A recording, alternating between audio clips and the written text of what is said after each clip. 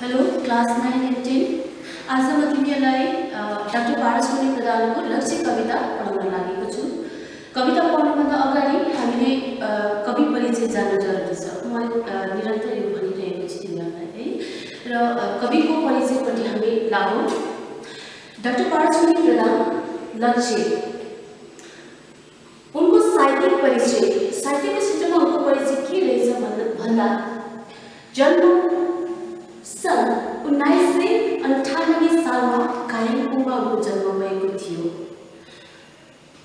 त्यसपछि शैक्षिक योग्यताको कुरा गर्दाखेरि उनले दार्जिलिङबाट नै म्याट्रिक परीक्षा हासिल गरेर त्यसपछि स्व अध्ययनद्वारा उनले आईए परीक्षा पनि हासिल गरेको पाइन्छ। त्यसपछि साहित्यमा उनको प्रवेश कसरी भयो भन्दाखेरि उनी एकदमै तीक्ष्ण बुद्धिको भएकोले गर्दाखेरि 9 श्रेणीमा पढ्दा पढ्दै उनले सन् 1915 सालमा एउटा पत्रिका प्रकाशित भएको थियो। त्यस पत्रिकामा अध्यावसाय र विद्या जस्ता लेख प्रकाशित गरेर उनको साहित्यको क्षेत्रमा प्रवेश भएको पाइन्छ। उनले चन्द्रिका र भारती जस्ता पत्रिकाहरूको सम्पादन पनि गरेको पाइन्छ। सम्पादन भनेको एडिट गर्नु अथवा एडिटिङ गर्नु भने बुझिन्छ। चन्द्रिका र भारती अझै अर्को आदर्श भन्ने पत्रिका पनि उनले आफैले सम्पादन गरेको पाइन्छ। कोही बेला तिमीलाई प्रश्न सोधिन्छ पारसमणि प्रधानले सम्पादन गरेका पत्रिकाको नाम लेख भनेर प्रश्न सोध्यो भने तिमीले लेख्न सक्छौ चन्द्रिका, भारती अनि आदर्श। मैले यहाँ लेख्न भुलेछु। त्यसपछि तिमीले पढ्न सक्छौ आदर्श पत्रिका उनले सम्पादन गरेका हुन्। त्यसपछि पुरस्कारको कुरा गर्दाखेरि नेपाली भाषा साहित्यमा उनको देन अमूल्य रहेको छ। उनले विभिन्न विद्यालयहरूमा पाठनको निम्ति विभिन्न पुस्तक मात्र नभएर ग्रामर माने व्याकरण र शब्दकोश पनि तयार पारेका छन्। र यति ठुलो योगदान दिइसके पश्चात उनलाई उत्तर बङ्गाल विश्वविद्यालय र त्रिभुवन विश्वविद्यालयद्वारा महाविद्यावारिधीको उपाधि पनि दिएका छन्। महाविद्यावारिधी भनेको डक्टरेटको उपाधि सम्मान पनि उनले प्राप्त गरेका छन्। अन्य पुरस्कारहरू उनले पाएका त्रिभुवन पुरस्कार अनि मदन पुरस्कार पनि प्राप्त गरेका छन्। टिप्पणी टाप्पण निबन्ध सङ्ग्रहको निम्ति उनले मदन पुरस्कार प्राप्त गरेका छन्। त्यसपछि उनका कृतिहरू रहेको छ टिप्पणी टाप्पण, रोचक संस्मरण, काठी झाँक्री वती यी लेखहरू उनको निबन्ध सङ्ग्रह रहेको छ। सिम्बो निबन्ध होइन तर निबन्ध सङ्ग्रह रहेको छ। जयमाला यो कविता सङ्ग्रह विभिन्न साहित्यकारहरूका जीवनी उनले अङ्ग्रेजी भाषामा लेखेर प्रकाशित गरेका छन्। ती नेपाली भाषाका महान साहित्यकारहरू हुन् लक्ष्मीप्रसाद देवकोटा, भानुभक्त आचार्य, लेखनाथ पौड्याल र बालकृष्ण समको जीवनी अङ्ग्रेजी भाषामा लेखेर पाश्चात्य साहित्यमा पनि हाम्रा नेपाली साहित्यकारहरूलाई यसरी चिनाउने प्रयास रहेको छ।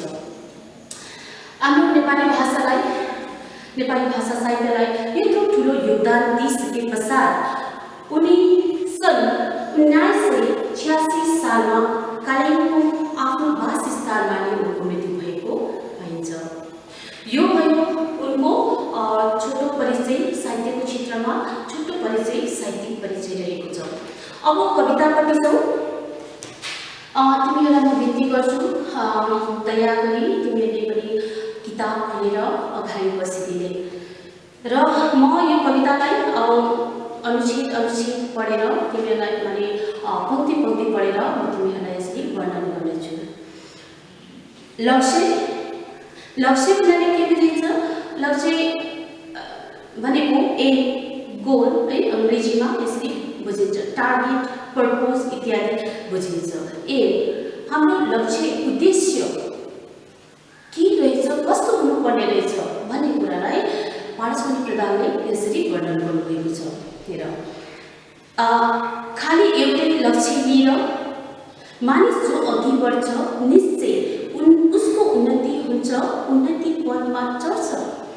खाली एउटै केवल एउटा लक्ष्य लिएर हामी अघि बढ्नुपर्ने रहेछ, अनि मात्र हामी उन्नति पथमा चढ्न सक्ने रहेछौँ। अनि हामीले के गर्नुपर्ने रहेछ? एउटै लक्ष्य लिएर अघि बढ्यौँ भने जो मानिस एउटै लक्ष्य लिएर अघि बढ्छ ऊ निश्चय उन्नति पथमा चढ्न सक्छ, उसले उन्नति गर्न सक्दो रहेछ। कार्य कुनै होस् एकचित्त भई जसले गर्छ काम, सुफल मनोरथ उसैको हुन्छ, उसकै चल्दछ नाम। यहाँ भनेको छ सुफल मनोरथ है, कविताको तेस्रो लाइनमा, दोस्रो पंक्तिको तेस्रो लाइनमा हेर, लहरमा हेर, सुफल मनोरथ भनेको छ। कोही बेला तिमीलाई यो शब्दार्थ लेख्नु पनि आउँछ। अनि सुफल भनेको सफल, मनोरथ भनेको मनको इच्छा। कुनै पनि काम गर्दाखेरि हामीले के गर्नुपर्छ? एकाग्र चित्तले गर्नुपर्छ। एकाग्र चित्त, एक मनले, एक धुनले, एक लक्ष्य राखेर हामीले काम गर्नुपर्ने रहेछ। जसले एक एकाग्र चित्त लिएर काम गर्छ उसको मनोरथ, मनको इच्छा पनि पूरा हुने रहेछ। साथसाथै उसले जगमा सुनाम पनि कमाउने रहेछ। लक्ष्य बिना जो मानिस हिँड्छ कहाँ कहाँ पुग्छ, लक्ष्यले जो मानिस हिँड्छ ठिक ठाउँमा पुग्छ। यहीँबाट हामीले बुझिहाल्यौँ, लक्ष्य बिना जो मानिस हिँड्छ कहाँ कहाँ पुग्छ। कहाँ कहाँ पुग्नु भनेको चाहिँ कुनै लक्ष्य प्राप्त नहुनु अथवा असफल हुनु, जीवनमा असफल हुनु भन्ने बुझिन्छ। अनि अर्को लाइनमा भनेको छ, अन्तिम लाइनमा भनेको छ कि लक्ष्य बिना जो मानिस हिँड्छ, लक्ष्यले जो मानिस हिँड्छ ठिक ठाउँमा पुग्छ। ठिक ठाउँमा पुग्नु भनेको चाहिँ सफलता प्राप्त गर्नु। कहाँ कहाँ पुग्नु भनेको असफल हुनु, हातमा असफलता प्राप्त गर्नु भने ठिक ठाउँमा पुग्नु भनेको चाहिँ सफलता हासिल गर्नु। लक्ष्य बिनाको मानिस मानिसले जीवनमा केही पनि हासिल गर्न सक्दैन, ऊ जहिले पनि असफल रहन्छ भनेर यी पंक्तिहरूले भनेका छन्। लक्ष्य भएको मानिस चाहिँ अर्जुन जस्तै हुन्छ, लक्ष्य बिनाको मानिस जगमा काम नलाग्ने हुन्छ। अनि यहाँनिर डाक्टर पारसमणि प्रधानले लक्ष्य भएको मानिसलाई अर्जुनसँग तुलना गरेका छन्। हामीलाई थाहा छ महाभारतका अर्जुन पाण्डु राजाका 5 भाइ छोराहरूमध्ये एक भाइ छोरो अर्जुनले माछाको घुमिरहेको माछाको आँखामा तीर हाल्न सफल भएका छन्। उसलाई त्यति मात्र उसलाई आदेश दियो कि माछाको छायालाई हेरेर घुमिरहेको माछाको आँखामा तीर हाल्ने, त्यति मात्र आदेश थियो। र उसले के गरे? त्यो पानीमा घुमिरहेको माछा माथि घुमिरहेको है माछाको प्रतिबिम्ब हेरेर उसले के गरे? त्यो माछाको आँखामा तीर हाल्न सफल भए। त्यस्तै हामी पनि कस्तो हुनुपर्छ? धनुर्विद्यामा प्रसिद्धि कमाएका अर्जुन जस्तै हामीमा पनि एउटा के हुनुपर्छ? निर्दिष्ट लक्ष्य हुनुपर्छ। अनि मात्र हामी के हुनेछौँ? अघि बढ्न सक्नेछौँ। अनि मात्र हामीले सफलता प्राप्त गर्न सक्नेछौँ। अनि मात्र हामीले गन्तव्यमा अर्जुनले जस्तै गन्तव्यमा पुग्न सक्नेछौँ भनेर कविले यसरी अर्जुनलाई लक्ष्य भएको मानिससँग तुलना पनि गरेका छन्। शक्ति लक्ष्यको जसले बुझ्छ उही माफिक गर्छ, मनको धोको उसको पुग्छ, धित पनि उसले मर्छ।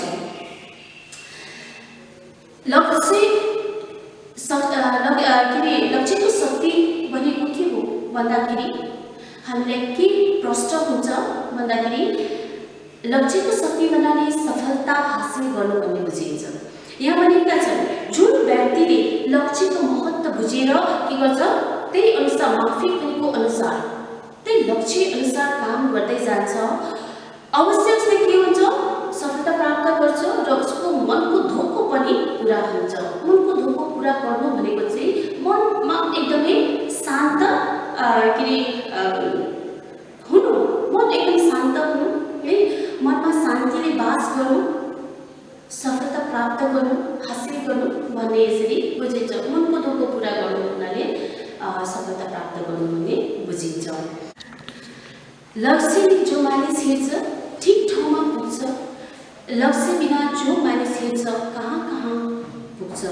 अघि हामीले पहिलो पंक्तिहरुमा पनि पढ्यौं है, यो पंक्तिले पनि त्यही भनिरहेको छ, ठिक ठाउँमा पुग्नु भनेको चाहिँ लक्ष्य प्राप्त गर्नु।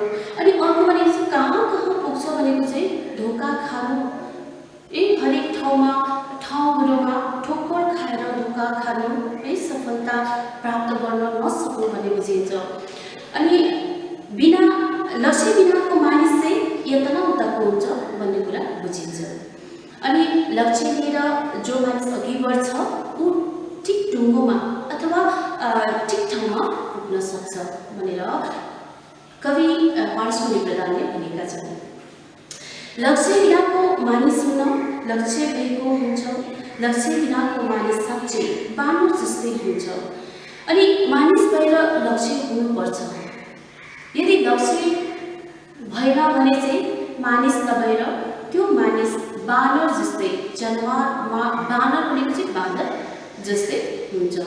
अघि हामीलाई कविले जनाउनु भएको छ कि लक्ष्य भएको मानिस चाहिँ अर्जुन जस्तै हुन्छ है, ऊ जस्तै गन्तव्यमा पुग्न सक्छ, उसले जस्तै सफलता प्राप्त गर्न सक्छ भनेर भनेका छन्। भने अब लक्ष्य बिनाको मानिस चाहिँ कस्तो हुँदो रहेछ, बानर जस्तै हुँदो रहेछ, कुनै लक्ष्य नै नभएको के अरे बानर जस्तै, जनावर जस्तै हुँदो रहेछ भनेर यसरी भनेका छन्।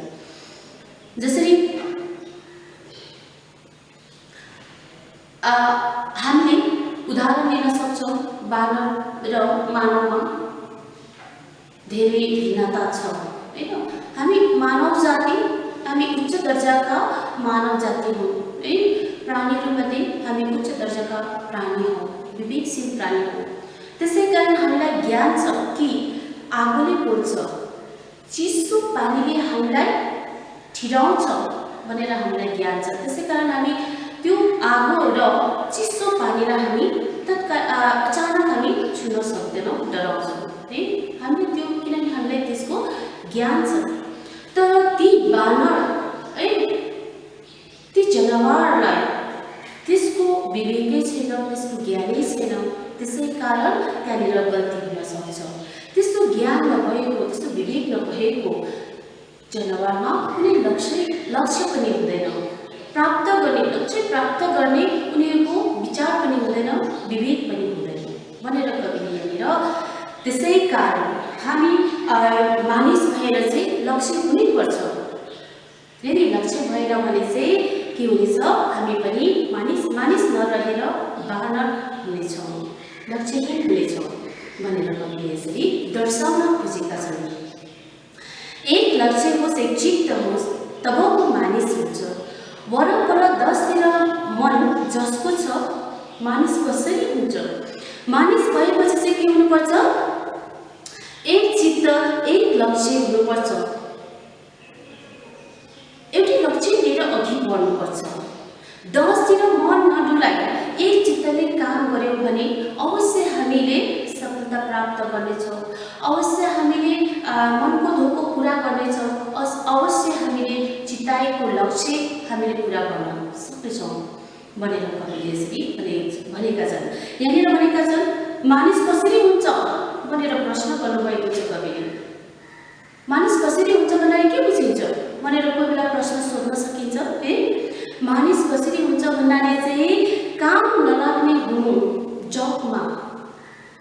जीवनमा काम नलाग्ने हुनु भन्ने बुझिन्छ। तिमीले यसरी उत्तर लेख्न सक्छौ। हली भए मुसा खेदी कसरी मिलो सर्छ, एक चित्तले गोरु जोते तब पो मिलो सर्छ। हली भन्नाले कृषक है, कृषकहरू बुझिन्छ। यदि कृषकहरूले हलो नजोतेर मुसाको पछि लाग्यो भने उनीहरूको मेलो भनेको काम है अघि सर्दैन हैन। अनि कृषकहरू के लक्ष्य लिएर खेतमा गएका हुन्छन् भन्दाखेरि उनीहरूले खेत जोत्नु है, खेतको काम पुरा गर्नु लक्ष्य लिएर उनीहरू गएका हुन्छन्। तर हलो जोत्दा जोत्दै है खेतबारीमा सानो मुसो निस्के भने र त्यसको पछि कृषकहरू लागे भने उनीहरूको कृषकहरूको काम त्यतिकै स्थगित रहन्छ, त्यतिकै के रे काम को मिल्न सक्दैन हैन। त्यसैकारण भन्नुको तात्पर्य के हो, यो पंक्तिले के भन्न खोजेका छन् भन्दाखेरि हामीले के गर्नुपर्छ, समयलाई मध्यनजर राखेर सानो कामहरूमा हामीले मन दिनु हुँदैन हैन। सानो कामको लागि हामीले समय खेरो फाल्नु हुँदैन। हामीले जे चिताएका छौँ है, जे टार्गेट गरेका छौँ, जे लक्ष्य लिएका छौँ, त्यो लक्ष्यलाई लिएर नै हामीले एक चित्त भएर हामीले के गर्नुपर्छ, त्यही कामलाई हामीले अन्त गर्नुपर्छ, त्यही कामलाई हामीले पछ्याउनुपर्छ, अनि मात्र हामीले सफलता पाउन सक्छौँ भनेर कविले यसरी विभिन्न उदाहरणहरू दिएर लक्ष्यको महत्त्व यसरी बुझाएका छन् है। अनि हामी मानिस यो कविताको उद्देश्य के रहेछ भन्दाखेरि चाहिँ एक चित्तले काम गरिरहनुपर्छ अनि मात्र लक्ष्य प्राप्त हुन्छ है। अनि लक्ष्य प्राप्त गर्नु भनेको चाहिँ सफल भएर जीवन सुखकर हुनु हो, यदि मात्र रहेको छ यो कविताको उद्देश्य। अनि अब कविता यसरी सकिसके पश्चात है, अनि तिमीहरूलाई म एउटा घरमा बसी बसी गृह कार्य दिनेछु, जुन कार्य चाहिँ अस्तिको क्लासमा पनि मैले तिमीहरूलाई भनेको थिएँ है। र त्यो जुन चाहिँ क्वेसन एन्सर गर्ने है, तिमीहरूको वर्कबुक छ, त्यो वर्कबुकमा चाहिँ तिमीले के गर्नुपर्छ, फिलअप गर्नु पर्यो है, रिक्त स्थान पूर्ति गर्नु पर्यो हैन। त्यति रहेको छ। त्यो किताब त्यो वर्कबुक खोलेर तिमीले हेर्न सक्छौ। त्यहाँभित्र प्रश्न सोधिएको छ, उत्तरको लागि त्यहाँनिर के रे खाली ठाउँ दिएको छ, त्यो उत्तर तिमीले पुरा गर्नु पर्यो। त्यसपछि त्यहाँनिर एउटा कुरा लेखकको परिचय पनि लेख्नुको लागि प्रश्न सोधिएको छ हैन। त्यो लेखकको परिचयमा चाहिँ तिमीले जसरी मैले यहाँनिर एकदम संक्षेपमा लेखक परिचय दिएको छु त्यसरी नै तिमीले लेख्न सक्छौ। किनभने बुकमा दिएको, किताबमा दिएको साहित्यिक परिचय चाहिँ अलिकति के छ, लामो छ है, र यसरी छोटो रूपमा तिमीले कविको परिचय लेख्न सक्छौ। र आज जे जति पढ्यौँ हामीले है, आशा राख्छु तिमीले धेरै बुझ्यौ भनेर। यदि नबुझेको खण्डमा हामीले अब यो लकडाउन है अन्त भएपछि हामी फेरि क्लासमा पनि यसरी डिस्कस गर्नेछौँ। अनि अन्तमा अब तिमीको गृह कार्य रहेको छ, त्यसको लागि तिमीले यो वर्कबुक कम नोट्स आइसिएससी साहित्य कुञ्ज अनि एकाकी कुञ्ज कमल रेग्मीको जुन चाहिँ कमल रेग्मी सरको जुन चाहिँ वर्कबुक दिएको छ तिमीहरूलाई, त्यो वर्कबुकबाट चाहिँ तिमीले क्वेसन आन्सर गर्नु पर्यो। त्यहाँनिर क्वेसन मात्रै दिएको छ अनि आन्सर चाहिँ तिमीले लेख्नुपर्छ। कविता पढ्नु, कविता पढिसके पश्चात यो आजको क्लास तिमीले हेरेर बुझिसकेपछि तिमीले उत्तर लेख्नु सजिलो हुन्छ है, उत्तर लेख्ने। र यसरी आशा राख्छु तिमीले पनि मैले दिएको गृह कार्यहरू है सबै गरिरहेको छौँ भनेर है। र अब फेरि अर्को क्लासमा हामी फेरि भेट्नेछौँ। Thank you.